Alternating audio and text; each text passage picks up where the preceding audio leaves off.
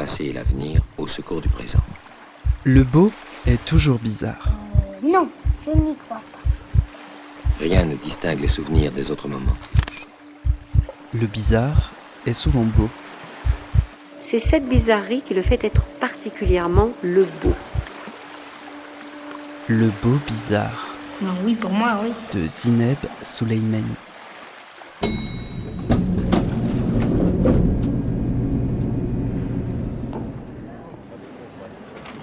Bonjour à toutes, bonjour à tous. Bienvenue dans Le Beau Bizarre, un espace sonore libre et hybride. Un espace qui accepte volontiers de fermer les yeux pour mieux entendre. Ferme les yeux. Je vais me mettre comme ça. Alors au premier plan, je vois des gens qui passent. C'est des spectatrices. Je crois qu'il y en a une qui est un petit peu maquillée. Et puis derrière, je vois des grandes lignes, des grandes vitres, et puis un château. Il y a du soleil. Là, il y a une autre personne qui passe. Et en périphérie, sur les côtés, je vois qu'il y a beaucoup de monde. Mais en fait, en face de moi, il n'y a que le château. Et ça me donne hyper envie d'aller dehors, me poser dans l'herbe au soleil. Pour cet épisode, nous sommes à Angers, précisément dans l'espace forum du quai, qui s'est transformé en agora pour accueillir un projet particulier. Et d'accord de vous offrir une danse. C'est une danse qui serait un peu comme un secret. Moi j'ai envie de vous raconter quelque chose, mais de vous le raconter plutôt avec la danse qu'avec les mots, si vous êtes OK. Ça vous dit ? Ok. Vous pouvez rester là alors. Et moi je vais choisir l'espace d'où j'ai envie de vous raconter ce secret. Et puis je vous retrouve après. Ok, c'est très mystérieux. L'accueil du public se fait en douceur. Ici, un performeur participe à mieux appréhender l'espace. Ailleurs, c'est une interprète qui offre une danse secrète. Plus loin, un stand de maquillage camouflage pour rejoindre la communauté. Au coin, c'est un stand de ressources que l'on croise. Et à l'opposé, c'est un stand d'une association qui lutte contre les violences sexistes et sexuelles. Et tout autour, ce sont des feutres qui se sont posés pour se blottir en cercle et assister à la performance plus tard. Voilà, donc cet espace est donc l'espace de la performance et ça c'est aussi vous pourrez vous installer après là où vous voulez, comme vous voulez, y compris sur les feutres peints. Donc là ici on est près de ce qu'on appelle le pôle maquillage, où on peut se maquiller, se faire maquiller ou proposer à quelqu'un d'être maquillé. Et ces maquillages, ils ont beaucoup évolué, mais à l'origine, dans le travail, dans le début de la pièce, c'était inspiré du dazzle, qui est une technique de maquillage qui a été développée pour aveugler les caméras de surveillance. Voilà, donc après, esthétiquement, ça s'en est beaucoup décalé. Mais ça restait important pour les performeurs d'avoir à la fois une marque sur le visage et aussi de garder la trace de cette recherche autour du dazzle. Donc ça, c'est un premier pôle. Oui. On fait partie de la même tribu. C'est ça.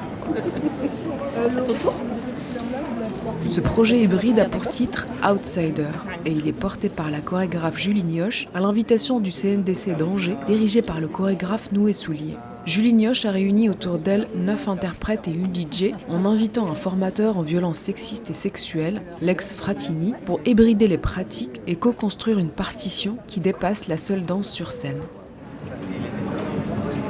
Alors ces feutres, Isabelle. Ces feutres, donc, ce sont des grands feutres qui sont de la scénographe Alice.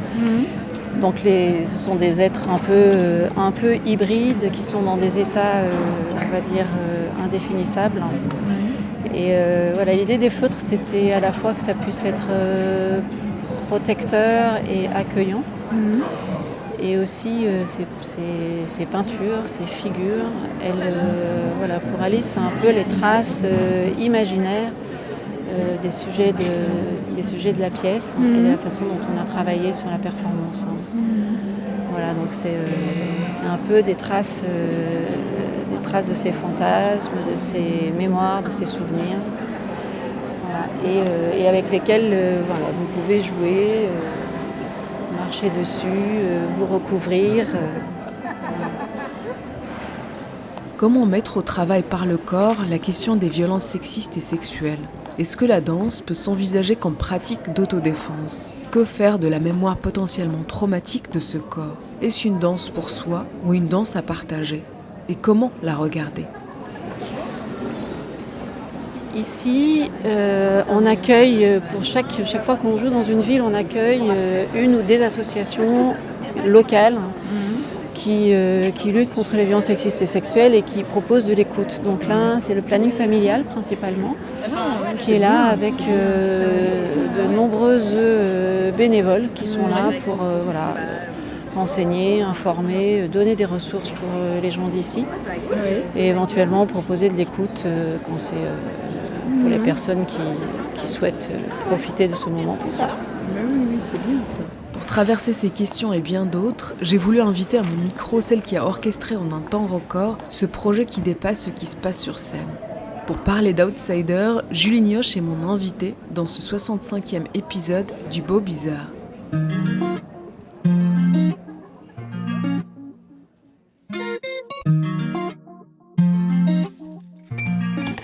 Bonjour Julie Nioche, merci d'avoir accepté mon invitation dans le Beau Bizarre. Vous êtes danseuse, chorégraphe et ostéopathe. Vous avez créé votre compagnie en 2007 et vous l'avez intitulée M pour Association d'individus en mouvement engagé. Et on va tout de suite entendre la voix d'une personne qui était là à ce moment-là et qui est toujours là à vos côtés.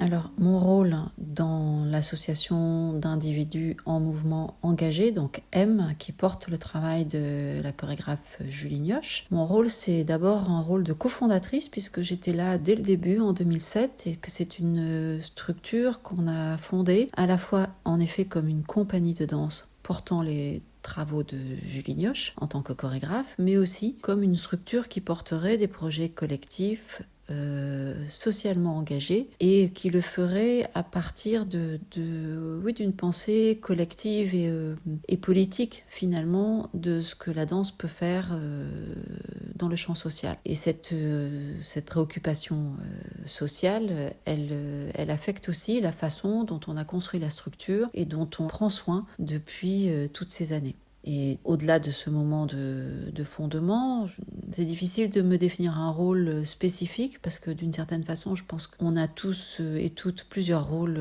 à la fois dans cette association. Je dirais que moi, je suis plus particulièrement engagée dans les projets qui concernent la place de la danse et du corps et des pratiques corporelles dans, disons, l'engagement social et la lutte contre les discriminations. Et moi, je le fais de façon plus spécifique à partir de ma place de chercheuse en danse et de praticienne somatique, donc de praticienne de la méthode Feldenkrais. Donc cette place, c'est essentiellement d'activer ce qu'on appelle la pensée critique, de réfléchir sur les pratiques, de réfléchir sur les relations entre danseurs professionnels, danseurs non professionnels, publics et établissements de soins, par exemple. Mais je dirais pas pour autant que je suis la seule chercheuse de l'association, puisque, comme je le disais, tous les membres d'une certaine façon, sont impliqués autour de la danse comme facteur d'émancipation et dans une démarche artistique qui est toujours une démarche de recherche-création.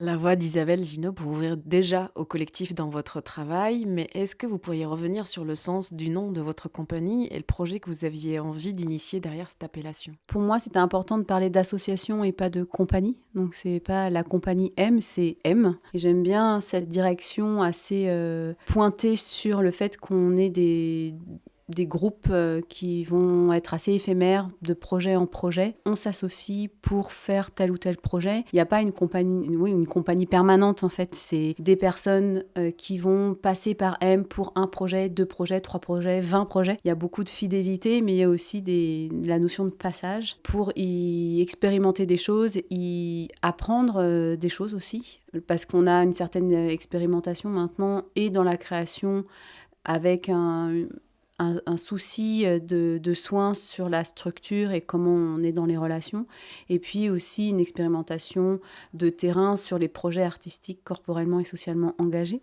Donc on est toujours en recherche, donc on n'a pas abouti sur tout, mais je crois qu'on a développé quelques méthodologies de travail qu'on a pour nous très envie d'être partageables. Et donc association d'individus en mouvement engagé, pour moi c'est important.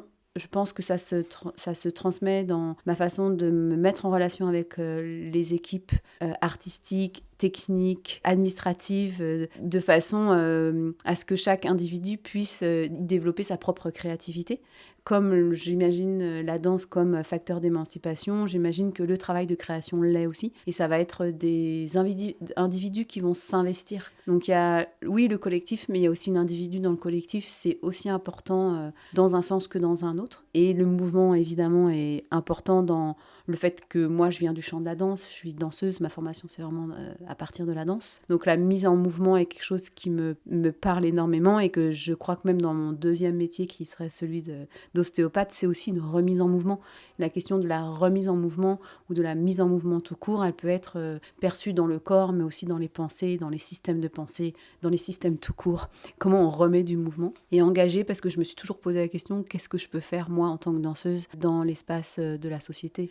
Et quel serait mon rôle possible pour y participer dans plutôt quelque chose qui va amener les gens à se mettre en mouvement. Et puis j'aimais bien M, parce que c'est juste joli, en fait, aussi, et important, cette notion d'amour. Et surtout que c'est M, c'est plutôt quelque chose de l'ordre de l'action. C'est pas aimer ou aimons. Alors, il est toujours difficile de définir un travail ou de le situer quand je n'ai pas vu d'autres pièces de l'artiste invité. Voilà pourquoi il m'a semblé important de m'appuyer encore une fois sur la voix de votre complice Isabelle Ginot pour introduire la suite. Le travail de Julie Nioche, en général, j'aimerais mieux ne pas devoir le qualifier parce qu'il me semble que ce qui le caractérise, c'est sa complexité et sa diversité. La question du travail chorégraphique n'est pas séparable de son travail de recherche, de son travail sur le corps, de son travail d'engagement social, de son travail de pédagogue ou de formatrice. Donc cette complexité, elle est vraiment importante à respecter et à faire entendre.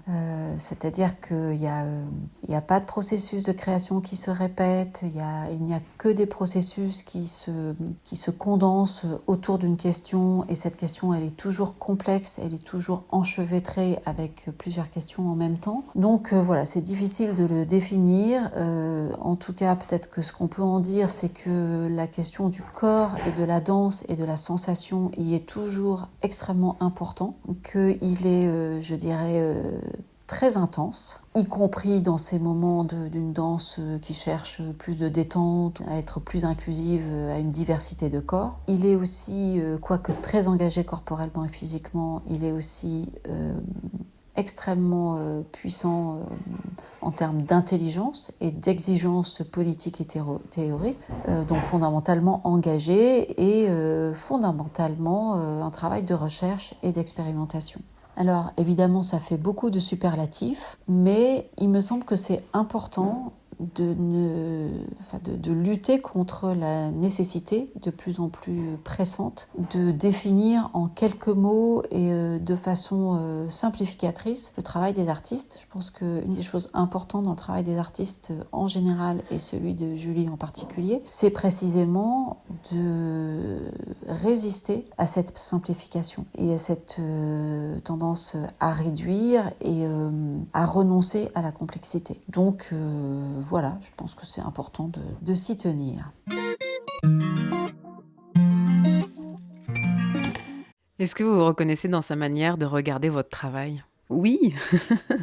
Oui, complètement. On en parle beaucoup. On se pose la question de comment on continue en fait à parler de ces liens entre la puissance des pratiques corporelles, donc on peut appeler les pratiques somatiques, et la puissance politique qu'elles ont quand elles sont vraiment dirigées vers une autonomisation, un outillage, et puis un agrandissement, on va dire une valorisation des imaginaires, des sensations, et donc de développer un pouvoir de création. Ces puissances-là, dans la société d'aujourd'hui, elles me paraissent importantes et on en discute beaucoup. Et que la complexité, elle a toujours été importante pour moi parce que j'ai toujours mélangé plusieurs pratiques plusieurs points de vue. Ça me plaît quand il y a une sorte de ramification, parce qu'en fait, on est tous et toutes des êtres extrêmement complexes, avec des histoires, avec des héritages, avec des fantasmes, avec des obligations, avec des révolutions, avec des impositions, des batailles,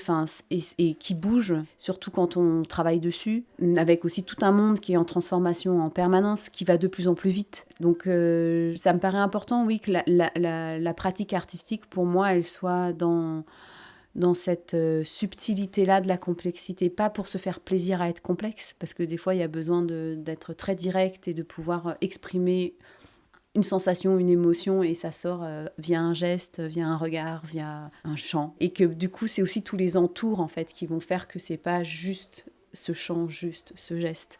Et comment on prépare le regard, où est-ce qu'on décide de faire cette pièce, avec quels moyens, quel processus, et que tous les étages vont construire. Moi, j'y crois beaucoup que chaque étage de la création d'un projet va pas donner le même résultat si on fait attention à l'ensemble des étapes. Et surtout, ça construit du relationnel qui va faire grandir aussi les êtres qui sont rentrés dans ce tourbillon à un moment donné pour un instant plus ou moins long. Et que ça, c'est vraiment très très beau à voir. Moi, ma pratique artistique, elle me paraît être importante, et je trouve qu'on bataille de plus en plus, les artistes, à avoir des espaces de création, d'objets pas normés, d'objets qui vont questionner ces normes, qui vont déranger, d'avoir du temps pour ça, d'avoir des espaces protégés pour qu'il y ait des tentatives qui se consolident pour pouvoir après aller se confronter à d'autres espaces que celui plus protégé du studio. Je pense qu'aujourd'hui, ça c'est très fragilisé par un contexte et un système qui le dénigre un petit peu, qui pense que c'est pas trop important. Or, je pense que c'est vraiment des espaces qui sont de plus en plus demandés, aussi parce que c'est peut-être dans ces endroits où il y a des imaginaires qu'on n'avait pas jusqu'à maintenant qui vont pouvoir émerger pour te donner des idées qui vont devoir après demander énormément de temps pour construire quelque chose d'autre, de nouveau, dans les relations en elles-mêmes, mais aussi dans les formes, dans la façon dont on va se retrouver, se parler, imaginer les villes de demain, imaginer les écoles de demain, imaginer comment on prend soin de nos corps demain et soin de notre environnement. En fait, pour moi, c'est un peu à ça auquel j'ai envie de participer. Donc ça demande du temps, dans un temps qui est complètement différent du temps au quotidien. Et en même temps, ce qui me plaît, c'est quand ce temps-là, cette poésie-là, cet acharnement presque, on pourrait dire, de faire étirer les muscles, assouplir les articulations, donner des lignes, projeter le regard comme ci, la voix comme ça, va rencontrer en fait le quotidien. Et va rencontrer la poésie des gens qui, eux-mêmes, sont en train de la développer en faisant leur jardin, en faisant je sais pas quoi. Enfin, en fait, il y en a beaucoup. Je pense qu'il faut arrêter de nous faire croire qu'il n'y a pas de sensibilité et de poésie autour de nous. Je crois en tout cas que vous portez aussi une attention particulière au contexte dans lequel vos créations se déploient. Vous cherchez d'ailleurs de plus en plus à sortir des boîtes noires des théâtres. Aujourd'hui, nous nous rencontrons à Angers, invités par le CNDC, pour créer votre nouvelle pièce Outsider. Avant de revenir en détail sur ce nouveau projet, j'aimerais savoir comment est née la toute première envie autour de ce projet, ou peut-être pour poser la question autrement, comment naît le désir d'une nouvelle création ? Je pense que ça dépend. Il y a plusieurs moyens. Enfin, en tout cas, moi, c'est pas toujours le même chemin. Et c'est important, encore une fois, c'est complexe. Il y a des moments où j'ai vraiment des images très très claires, après qui vont me demander beaucoup de travail pour que cette image devienne une pièce, mais c'est donc absolument insuffisant. Il y a beaucoup d'intuition, et puis des fois c'est des choses qui montent petit à petit. Je crois que je travaille beaucoup avec l'incompréhension, c'est-à-dire quand je comprends pas, et que là mon cerveau va commencer à se mettre en route pour essayer de comprendre une énigme. Donc il va y avoir les rêves, il va y avoir les associations d'idées, il va y avoir une lecture qui va faire penser à un truc, qui va faire penser à un autre truc. Et que tout d'un coup, toutes les pièces du puzzle vont donner un propos cohérent pour monter un projet dans lequel moi je vais pouvoir comprendre le processus ou comprendre la forme. Et donc je vais devoir inventer le processus, ou je vais avoir le processus et puis la forme va découler de ce processus. J'ai pas du tout toujours les mêmes méthodologies de travail. Et j'ai besoin de ces changements. Donc ça, c'est quand c'est moi qui mets en place un projet. Puis il y a aussi des fois des demandes, des commandes ou des invitations plutôt. Et là, ça va être encore une autre façon de fonctionner. En tout cas, j'ai toujours besoin d'alimenter avec des questions qui me sont importantes, en fait. cette notion de résolution de problèmes, moi, me parle énormément. Ça ne veut pas dire que je vais avoir une réponse. Je sais très bien d'ailleurs que je ne vais pas en avoir. Mais au moins, j'aurai une expérimentation qui me fera creuser. Il y a beaucoup pour moi de travail autour de la lecture, d'écouter d'autres gens qui parlent du même sujet que moi, d'aller me ressourcer avec d'autres artistes, mais aussi d'autres champs sociologiques, philosophiques, psychanalytiques, anthropologiques. Ça a toujours été très très présent chez moi, de sortir en fait de cet espace de la danse. Et du coup, la notion de composition, elle dépasse en fait pour moi le champ de l'écriture chorégraphique.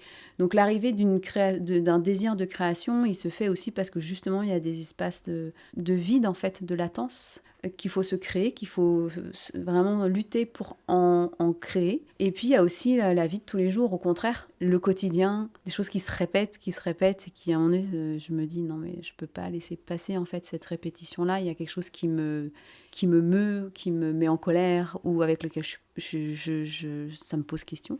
Et là avec Outsider, c'est un peu ça, c'est en même temps se rendre compte que dans le processus personnel, c'est des questions évidemment très présentes, les violences sexuelles et sexistes, de se redire où est-ce que ça a été présent dans sa propre vie, et puis de voir comment ça résonne avec d'autres personnes qui se posent les mêmes questions à ce moment-là. Et encore une fois, qu'est-ce que peut la danse, qui fait partie d'une de mes questions de base en fait. Sur cette question précisément du désir d'une nouvelle création, on va entendre la réponse d'Isabelle à ce sujet. Chaque projet de création de Julie part d'une question, et à vrai dire de plusieurs questions, qui sont ce qu'on pourrait appeler des questions de recherche, et pour laquelle il faut inventer un processus de création, une méthode, des pratiques corporelles, s'interroger sur la pertinence des cadres conventionnels du spectacle et des relations avec le public. Donc d'une certaine façon, il n'y a pas de processus qui se répète dans les créations de Julie, et parmi les constantes à travers ce renouvellement, cette question du partage avec les spectateurs est vraiment une obsession, dans le sens où elle ne cesse de se reposer la question comment faire pour que les spectateurs sentent quelque chose de la danse. Donc chaque pièce, d'une certaine façon, essaye d'inventer une façon différente de répondre à cette question de partager le sentir. Et en ce qui concerne Outsider, la création en cours, il me semble que la question principale, c'est que pouvons-nous faire avec la danse, et nous en tant que danseurs et danseuses, pour soutenir les luttes contre les violences sexistes et sexuelles. Donc c'est une question évidemment bien plus large que la pièce, et la pièce c'est disons la façon dont on essaye d'y répondre. Pour y répondre, dans un premier temps, Julie a commencé par inviter un formateur sur la prévention des VSS, qui a intégré le groupe, et donc le processus de création a commencé par une formation commune autour de ces questions. Et donc le processus et les pratiques et la façon dont la pièce s'est construite à partir de cet échange, où on pourrait dire aussi une sorte de troc, où les pratiques élémentaires d'autodéfense, de prendre conscience de ses sensations, de respecter certains protocoles d'écoute, autant de questions qui sont en fait assez communes entre la prévention des VSS, le travail des militants et les pratiques de la danse. Donc c'est une forme de troc, on pourrait dire, entre ces deux champs, et la pièce est construite à partir de ça. Alors en quoi c'est une étape différente par rapport à son parcours? Il me semble que c'est la première fois qu'elle laisse vraiment des pratiques sociales et sociétales entrer dans le processus de création. Et il me semble que c'est un tournant aussi, parce que le fait d'avoir ainsi, de s'être formés ensemble à ces pratiques d'écoute et ces pratiques d'entraide, ça a, il me semble, amener le sens du collectif dans un endroit différent.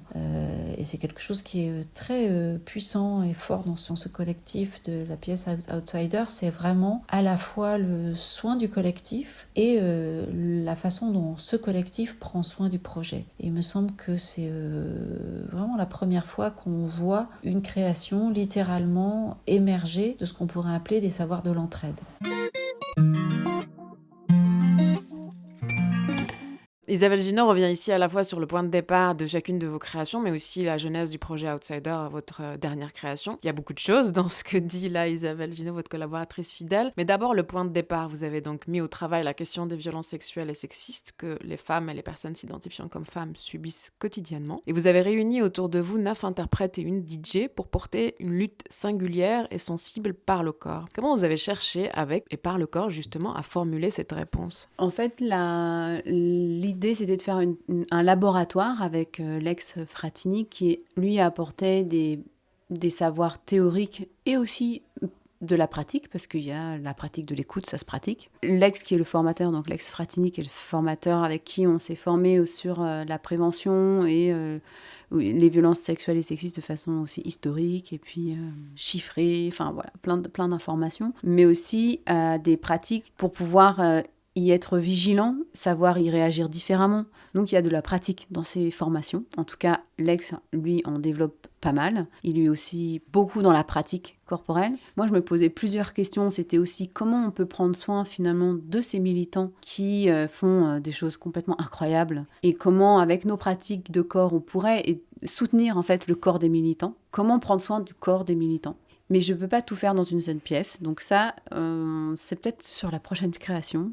C'est un peu le point de départ, je pense. Du coup, ces pratiques corporelles, elles venaient comme prolonger ou développer les pratiques et les points théoriques que Lex nous transmettait. Donc, c'était un laboratoire où on se mettait d'accord avec Lex. Je me disais, je vais aborder ça. Je lui dis, moi, j'aimerais, pour cette question-là, faire cette proposition de pratique improvisée. Moi, je travaille beaucoup avec l'improvisation. Donc, on a mélangé nos pratiques, tout simplement, puis on a discuté ensemble de qu'est-ce que ça fait d'avoir cette information, et puis après, d'improviser. Ou d'improviser, et puis après, d'avoir cette information. Et ça, cette question de la relation entre la pratique et la théorie, c'est quelque chose que je travaille depuis plus de 20 ans avec Isabelle Ginot, où on va vraiment se poser la question, qu'est-ce que ça change dans la compréhension de quelque chose quand ça passe par le corps ? De façon un peu littérale. Est-ce que c'est pareil si j'écoute quelqu'un me parler quand en même temps je me masse les pieds ou je suis allongée, je ferme les yeux ou je suis assise au bureau, j'écris? C'est quoi la notion d'écoute en fait? Qu'est-ce que je retiens quand je le retiens peut-être plus en bougeant? Et je pense que c'est des questions qui sont traitées de façon très différente. Par exemple, l'apprentissage en mouvement, c'est quelque chose qui est quand même de plus en plus présent dans la notion de transmission. Moi, c'est très très clair que pour apprendre, il faut que je bouge et que j'ai je ne suis pas la seule. Et c'est intéressant de voir à quel point on empêche le corps finalement très souvent de bouger. Ça ne se fait pas. C'est signe de déconcentration, alors que c'est peut-être pas tellement la réalité pour beaucoup de gens. Tout ça pour dire que voilà comment commence l'assimilation en fait corporellement de théories. Puis surtout, il ne faut pas oublier que dans ce processus, on a tous été visiter nos propres histoires de violence. Et ça, c'est pas du tout anodin. C'est-à-dire qu'il fallait construire aussi une équipe pour qui c'était OK, et vraiment OK, de le faire personnellement. Et puis en sous-groupe, on ne l'a pas fait collectivement. Tout le monde n'est pas au courant de tout, évidemment, et surtout pas. Mais on sait tous, par contre, qu'on a été visiter nos propres histoires intime vis-à-vis de ces violences-là. Donc ça remue énormément et je crois que je suis aussi toujours très attirée par le fait de travailler à partir de l'intimité. Ça ne veut pas dire que c'est celle-là qu'on va raconter, mais on ne peut pas y échapper. Parce que ces questions-là, si on se les pose à soi-même, ça va aller ouvrir des portes que l'on connaît, mais aussi des portes qu'on n'avait pas encore ouvertes. Et c'est aussi tous ces outils-là qui sont et les outils d'écoute et autres outils de réparation. Et puis comment la danse peut être un de ces outils-là. Et puis pour s'émanciper, après c'est réparé. Et j'y crois beaucoup parce que je la pratique depuis très très longtemps. Et que je sais que ça fait ça pour moi. Et que je ne suis pas la seule à qui ça fait ça. Et du coup, ça m'intéresse de chercher en fait qu'est-ce qui se passe. C'est quoi vraiment le travail en fait autour de ces pratiques-là, sans être dans une thérapie, sans être dans une danse-thérapie. Mais où est-ce que ça œuvre dans une compréhension qui se fait de façon très personnelle, mais aussi collective. C'est-à-dire que des fois, il y a des choses qui se passent parce que c'est collectif. Et que le groupe va porter quelque chose qui te dépasse et que tu ne pourrais pas faire seul ce chemin-là. Et c'est tout ça qu'on a un peu expérimenté pour soi, pour nous, et qu'on essaye de partager dans Outsider. Est-ce que la danse peut s'envisager comme une pratique d'autodéfense et dit autrement, que peut la danse, pour revenir à votre fil rouge du coup? C'était un peu le sous-titre pour moi d'Outsider, c'était, et ça l'est, c'est pour une danse de réparation, la danse comme réparation et pratique d'autodéfense, oui. Pour moi, c'est très clair que la danse est une pratique d'autodéfense. Et je l'ai nommée depuis très longtemps pour moi-même, parce que ça vient d'une autre recherche que j'avais faite, parce que j'ai fait des études en ostéopathie, j'ai été ostéopathe en cabinet très peu de temps, parce que c'est pas hyper compatible avec ma pratique de danseuse et de chorégraphe. Mais par contre, j'avais fait tout un travail de recherche en allant rencontrer un maître de Kalaripayat, qui est un maître d'art martial indien, qui pour être maître, on doit être combattant, mais aussi soignant. On doit savoir soigner les blessures que l'on procure en tant que combattant. Et je trouve cette philosophie très intéressante. Donc j'ai été le voir en me posant la question de comment lui il fait le lien entre le fait de faire son art et de soigner. C'est quoi le lien qu'il fait ? Et la réponse m'a été... j'ai mis plusieurs années à comprendre, mais il me disait... ce que ça me disait, c'était que finalement l'art martial, c'est très clair que c'est un art de combat. Donc c'est très clair que cet art-là combat un combattant. Et c'est ce qu'il fait aussi quand il soigne. Il combat une blessure, un virus, une bactérie. Donc il y a une sorte de combat aussi dans le soin. Il dit, du coup, en fait, c'est la même chose. On combat quelque chose. Et je me suis dit, mais ça, déployer ou renverser vers la danse, ça marche. C'est-à-dire que finalement, en dansant, je combats. Je combats sur le corps normé. Je combats pour avoir des espaces de poésie, des espaces sensibles, des espaces d'expression qui passent pas forcément par un discours. Ça veut pas dire qu'il y en a pas de parole, mais c'est pas les mêmes portes d'entrée de relations. Donc en fait, pour moi, la pratique de danse est un endroit où je combats par cette pratique d'autres modalités en fait, relationnelles avec les gens, mais aussi avec l'environnement et avec l'imaginaire et la sensation. Et de remettre au cœur aussi de nos vies la place de ce corps, c'est pas rien en fait. Là, c'est dit très simplement, mais je sais que c'est un enjeu politique très fort. Donc la danse comme autodéfense, je sais très bien que moi, dans ma vie, le fait d'avoir pu danser depuis toujours, j'ai pu me défendre de réalités sociales, systémiques, dans lesquelles je suis embarquée comme à peu près tout le monde. Je n'ai pas les mêmes que tous les autres, parce qu'on a chacun nos réalités et qui sont extrêmement différentes. C'est très difficile de se projeter dans la réalité de quelqu'un d'autre. Par contre, on en subit tous, ça c'est sûr et certain. Et donc du coup, comment on se défend de ça ? Et je pense que pour moi, c'était très clair que la danse a été un espace où je me défendais de ça, en fait. Et où ça m'a permis de supporter, quelque part. Et ça continue encore aujourd'hui. Je suis ceinture noire de judo, ceinture noire d'aïkido et ceinture noire de kung-fu. Et je suis également professeure de yoga. Et j'ai eu ma ceinture noire de judo à 68 ans, puisqu'il faut 5 ans d'études avant d'être ceinture noire. Et surtout de la vigueur, hein. Les cours commencent d'abord par un cours de gymnastique pour se mettre en train. Et ensuite, je leur enseigne la self-défense. La self-défense sont des mouvements que j'ai puisés un peu dans le kung-fu, dans le judo et dans l'aïkido, n'est-ce pas ? Parce que j'ai des personnes très âgées, là. J'ai 66 ans et demi. J'ai 71 ans. J'ai 75 ans. La self-défense est utile à tout le monde parce qu'on peut être attaqué à n'importe quel âge. Donc il faut pouvoir se défendre. Je me suis beaucoup intéressée au Black Panther Party for Self-Defense, qui a évidemment dont on connaît l'image avec le fusil, l'armement et la lutte radicale contre l'État raciste, mais qui avait aussi mené une grande réflexion sur la pratique du kung-fu et sur la philosophie, puisque par exemple c'était de l'ordre aussi de l'autodéfense, non seulement d'avoir des formes d'ascèse martiale, donc d'entraînement, puisque effectivement on pourrait considérer que les pratiques de combat ne sont pas spécialement pour être prêtes à se défendre contre un agresseur, enfin là-dessus il y aurait beaucoup à dire, mais surtout dans une forme d'ascèse finalement, mais que la lecture de la philosophie, la pratique de la philosophie de la même façon participe d'une ascèse de soi en fait, enfin d'une éthique de soi, c'est une façon de se former, et dans les deux cas en fait c'est une formation, c'est une façon d'advenir. Un montage avec une archive sur l'autodéfense où l'on entend Jeanne Lieberman, 3 fois ceinture noire, suivie de la voix d'Elsa Dorlan, qui a signé l'essai Se défendre, une philosophie sur la violence, pour introduire la question comment les apports en sciences sociales viennent nourrir votre travail d'abord. Je lis beaucoup, j'écoute beaucoup, je dirais ça. Et je pense aussi que les temps de recherche avec Isabelle, aussi le séminaire avec d'autres personnes, d'autres rencontres, c'est un peu un training en fait, on pourrait dire aussi. Je crois que c'est un training comme un autre, parce que c'est pour moi pas du tout dissocié en fait. La notion de training physique, psychique, émotionnel, je vois pas trop la différence. Parce qu'on hérite quand même très très fort d'une séparation de ça. C'est très difficile de de penser autrement. Et même dans notre langage, on se retrouve avec une séparation, même là avec les extraits, finalement self-défense, paf, on se retrouve dans quelque chose de très physique et très technique, on va dire. Et ce que j'ai pu, moi, en tout cas, ressentir dans la petite mini-formation de self-défense, enfin d'autodéfense féministe que j'ai pu recevoir, qui m'a donné envie d'en faire davantage, et que j'ai aussi beaucoup ressenti dans la formation avec Lex sur les VSS, c'est que ça se passe certainement pas que dans la capacité de pouvoir faire tel ou tel geste. Ou justement, ça met en valeur le fait que le geste, pour qu'il advienne, il doit être porté par un certain imaginaire, un certain état d'esprit. Alors oui, on peut développer des muscles qui vont nous permettre de quand même sacrément bien nous défendre, et c'est tant mieux. Mais finalement, ce que j'entends aussi avec ces corps vieillissants, ça va être de se rendre compte en fait de ce qui se passe autour de soi et de comment nous, on se positionne par rapport à ça, et où est-ce qu'on met ses propres limites et comment on les exprime.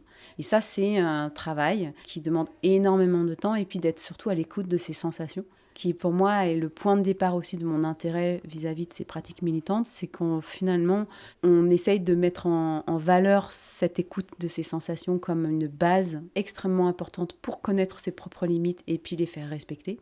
C'est des étapes, tout ça.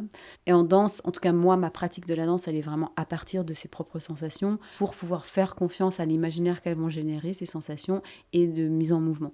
C'est la même base, c'est cette notion de écouter ses sensations. Et c'est peut-être plus sur l'écoute de ces sensations que j'ai envie de dire qu'il y a un point commun sur la danse et l'autodéfense, plus que sur le côté, on va dire, martial, bien que ça aide d'avoir conscience de ses appuis, pour pouvoir appuyer sa pensée, évidemment. Quelqu'un qui va parler, qui va être centré sur sa colonne d'air, après on va être hyper technique, mais l'un n'est pas dissociable de l'autre, et des fois on travaille plus par un bout et puis par l'autre, puis il y a des moments d'association. Et je trouve ça extrêmement beau et très émouvant de comprendre que ça suffit pas en fait d'être coordonné dans le geste, que ça influence en tout cas à mon avis beaucoup la coordination de nos pensées.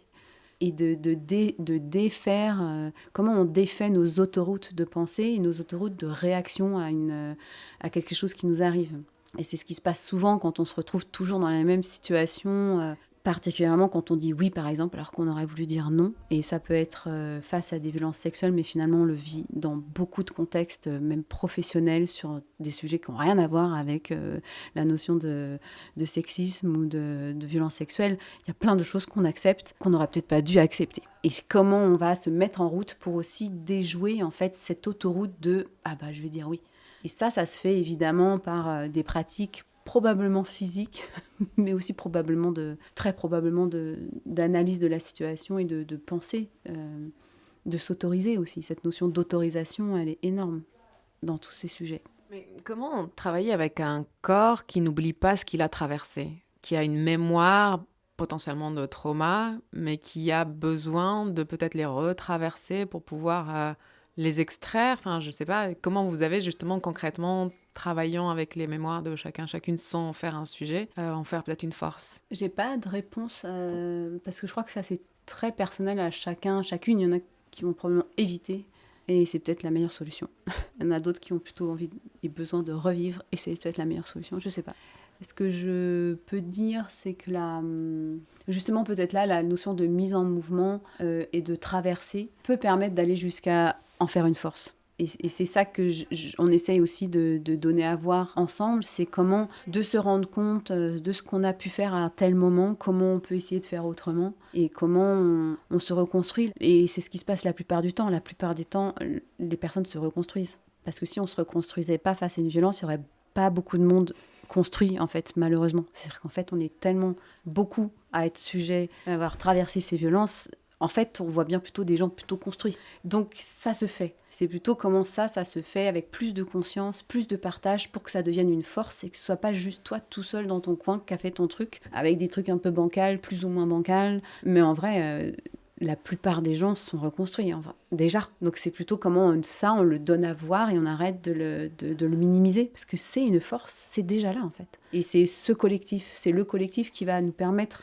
de dire, bah ouais, en fait, et puis s'il y en a une ou un, parce qu'on parle des femmes, mais en fait, je crois qu'il ne faut pas non plus oublier les hommes face à ces violences-là, parce qu'il y en a aussi beaucoup, malheureusement, qui en subissent, qui n'y arrivent pas, sur un certain moment, de se défendre, de mettre une limite. comment on aide, en fait, comment on soutient à un moment pour que ça devienne possible à un autre moment pour cette même personne, et que c'est en le partageant. Mais comme il y a tellement de silence sur tout ça, on se retrouve très très très souvent seul, et on a l'impression que c'est celui qui a subi la violence qui est le plus à l'écart, outsider. Et en fait, on se demande si c'est pas plutôt l'inverse. En fait, les outsiders, c'est ceux qui n'ont pas subi. Et c'est toute cette question-là qui, moi, me paraît hallucinante. Et c'est cette force du silence qui est à essayer de renverser, qui va donner la force, mais c'est pas la donner, c'est finalement juste la révéler. Pour moi, c'est juste la mettre en lumière, la donner à voir. Elle est déjà là et elle peut évidemment être plus créative, trouver d'autres espaces. Et c'est en train de changer, c'est en train de se faire. Ça, la mise en mouvement, je la sens et je suis très contente de ça. Il y a encore du travail, mais c'est bien. Je disais tout à l'heure que vous êtes aussi donc ostéopathe de formation, vous l'avez aussi reprécisé, ce qui confère peut-être à votre pratique une approche du soin, vous l'avez un peu signalé tout à l'heure, mais c'est une dimension que vous cherchez à irriguer dans votre propre pratique de création. Est-ce que dans vos protocoles, il est important pour vous de prendre soin des corps dansants et comment ? Oui, c'est hyper important.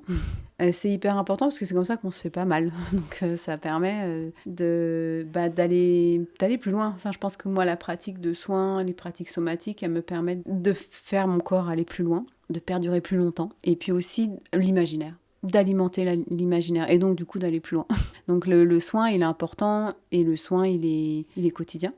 Il est dans la pratique, puis il est aussi dans le soin relationnel. Enfin, il peut se trouver à plein d'endroits. Puis il y a des loupés aussi, comme normal dans la vie. Laurent ? Oui, Vous bonjour. êtes Laurent, bonjour. Bonjour. Oui, moi je suis danseur dans le projet, interprète, et je suis celui qui est responsable des maquillages. Pourquoi le bleu ? En fait, c'est tout simplement parce qu'on a travaillé sur le camouflage. Et donc, à un moment donné, il était clair et évident que le costume allait être du jeans. Et du coup, on a pris la décision comme ça que le bleu pouvait être la couleur qui pouvait permettre de faire réellement un camouflage entre les vêtements et la peau. Aussi, moi, j'ai une appétence pour cette couleur parce que je trouve qu'elle est douce. Franchement, c'est assez subjectif. C'était vraiment lié au jeans, quoi. Le jeans, c'est bleu. Du coup, on a choisi bleu. Et pourquoi vous invitez les personnes à se maquiller avant le spectacle ? L'idée ici, c'est avant de performer, de rencontrer les personnes, de pouvoir parler des sujets qu'on traite, de faire communauté. Donc c'est un geste qui est beau et important en fait, presque de se maquiller avant que quelque chose arrive. Ça crée du commun et ça nous paraissait super important par rapport au sujet qu'on traverse et à la forme qu'on propose.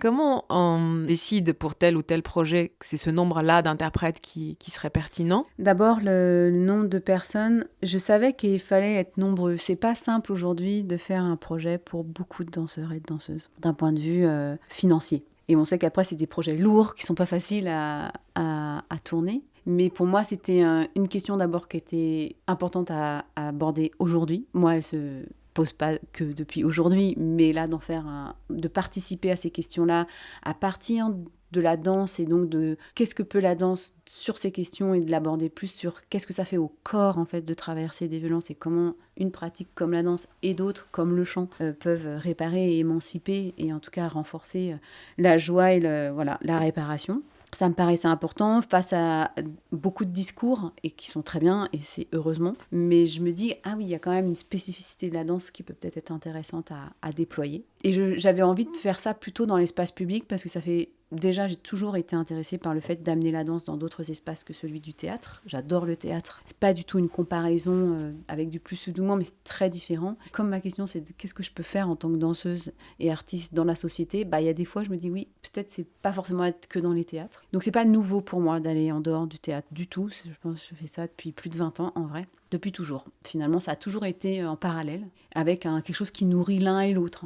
Et là, je me suis dit que c'était important, après toutes ces années aussi Covid, où finalement j'ai fait beaucoup de choses dehors parce que je n'ai pas du tout arrêté. J'ai eu besoin, moi, justement, de me confronter à la question, enfin de continuer à développer cette question-là. Et là, ce sujet-là, je me disais, c'est des danses qui devraient être vues pas forcément que par des gens qui ont décidé de venir la voir, qui tombent dessus, qui soient surpris. Donc j'avais envie d'être dans l'espace public. Et puis là, on a été invité par le CNDC, soutenu par eux. Et le festival est au mois de mars, donc on ne va pas faire ça dehors. C'est pas possible, il fait trop froid, il peut pleuvoir. Et ils ont cet espace mi-intérieur, mi-extérieur qui est le forum, qui était parfait. Je suis très contente qu'ils aient aussi pris ce risque de faire ce genre de forme dans cet espace-là. Et donc ensemble, on a pu explorer ça et dans l'extérieur, pouvoir être entendu et voir quelque chose, il faut être un peu nombreux. Et j'avais besoin aussi d'avoir une diversité de personnalités qui portent cette question-là. Donc 9, ça me paraissait bien. Et avec un DJ, une DJ, ça me paraissait bien. Et puis c'est des collaborations qui sont soit de très longue date, soit plus courtes. Mais on est tous et toutes investis sur au moins 2 postes. La DJ, c'est l'administratrice de la compagnie.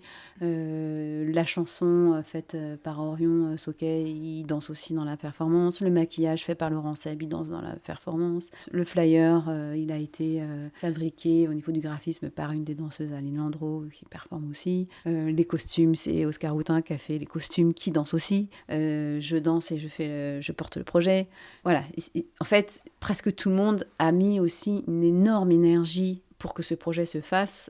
On a eu 4 semaines de travail. C'était pas du tout suffisant par rapport à notre aussi envie de déployer le projet sur des questions de « Ok, mais il y en a d'autres que nous qui parlent. C'est quoi nos ressources? Comment on les partage ?» Donc on a un endroit de ressources où l'idée c'était que ce projet-là soit un espace de ressources. Que si tu avais besoin d'une information hyper concrète dans ta ville à qui tu peux parler, qu'il y ait des associations de cette ville. Donc là c'est à Angers. Là il y a le planning familial qui est là avec 7 bénévoles. Ils sont là, c'est important pour elles. C'est une évidence aussi d'être sur d'autres genres de projets que les projets auxquels elles sont habituées. Et là, d'associer, c'est quoi le pouvoir militant et le pouvoir artistique et comment on peut se co-soutenir. Et ça me fait, sans vouloir tout mélanger, mais voilà, où est-ce qu'on peut avoir des endroits de soutien? On partage nos ressources de lecture, donc ça a été soutenu aussi par Isabelle Ginaud et Ariana Ariano qui fait aussi partie des danseurs. Et puis il y a le maquillage qui est plutôt pour aussi faire communauté, mais aussi se camoufler un petit peu ou au contraire se donner à voir. Ça, c'est très double, qui est à partir du dazzle, parce que moi j'ai trouvé ça complètement incroyable, ce travail de camouflage d'abord des bateaux militaires et aussi des caméras de surveillance, donc de pouvoir aussi dire quelque chose sans être reconnu. Et quand on parle des violences sexuelles et sexistes, on sait très bien que c'est pas que positif de dire qu'on en a subi. Donc comment on traite ce sujet-là aujourd'hui, de juste qu'est-ce que ça fait en fait de le dire. Et donc je me disais c'est intéressant de peut-être pouvoir que nous on se donne à voir, on se vulnérabilise, mais aussi on se cache, ou on se montre encore plus. Ça c'est une autre stratégie. Mémoire floue d'un nuage qui passe, j'écoute en moi le silence et les cris. Mon corps s'érige et tout se déplace, prendre une main et relâcher la nuit. Quand bien même ma mémoire est faillible, quand bien même elle prend la tangente, mon corps lui sait déjouer les cibles. Je vous sens et la vie gagnante, nos forces se mêlent, elles se savent et se racontent, nous laissent prendre le temps, voient nos feux de joie, nos joies froissées qui guérissent et la confiance du temps, nos forces se mêlent, elles se savent et se racontent, nous laissent prendre le temps, voient nos feux de joie, nos joies froissées qui guérissent et la confiance du temps, laisse le temps. Récite tout bas, confière mille voix, je veux porter nos mots sur ma peau, rire grand d'un rire qui nettoie, nous serons le tumulte de l'eau, il faudra réparer le soleil, s'entourer de bras amicaux, et quand l'aurore inonde le ciel, nos désirs partent d'un monde nouveau, nos forces se mêlent, elles se savent et se racontent, et nous laissent prendre le temps, voient nos feux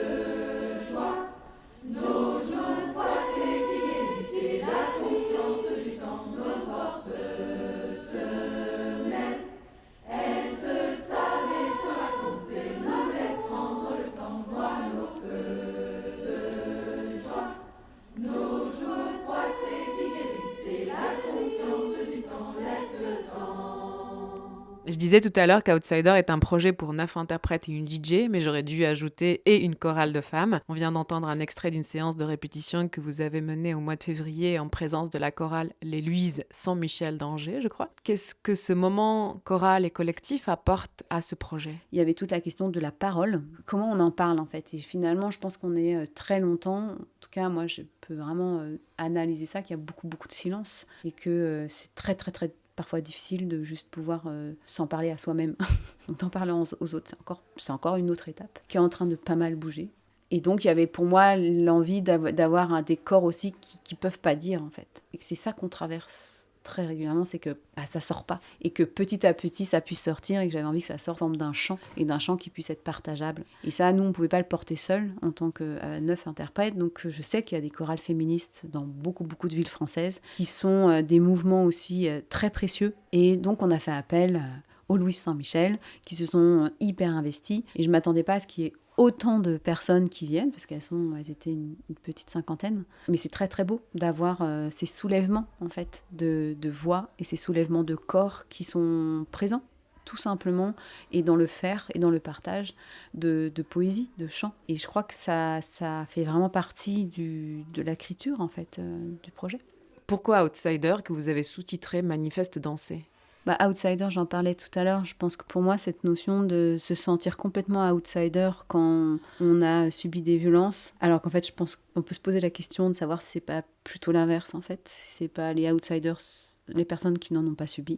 Et que ça me pose vraiment question. D'un point de vue sociétal, je me dis. Manifeste dansé parce que je pense que pour moi, vraiment, c'est un manifeste, ce projet. Dans la construction, parce qu'il est assez hybride. Je le disais, c'est un accueil plutôt d'un espace de ressources. Donc, il y a tout le travail de la scénographie qui est fait par Alice Pandiera, que j'avais plutôt invité pour faire les lumières. Mais on a décidé de faire ce projet en plein après-midi. Donc, il fait jour et donc les lumières étaient pas utiles. Je sais très bien qu'elle est dessinatrice parce que j'ai déjà travaillé avec elle et qu'elle est beaucoup sur des figures hybrides et que quand elle m'a proposé d'habiller ces Samia pour avoir un espace un peu cocon, qui soit accueillant, pour aussi que les corps puissent se déposer, qu'ils aient envie juste de se poser, et qu'elle a voulu travailler sur le feutre et qu'elle parlait de fresques qui pourraient se découper, évidemment ça s'est fait tout seul.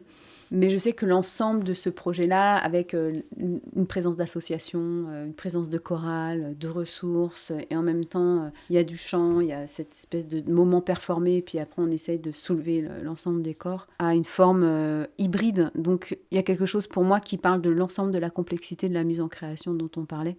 Pour moi, là, il y a vraiment quelque chose d'assez complet, où je sens qu'il y a aussi l'ensemble des questions et des acteurs autour de ces questions qui sont présents, en fait. Il en manquera toujours. Et oui, je crois que cette place de la danse, là, pour moi, c'est quelque chose de manifeste.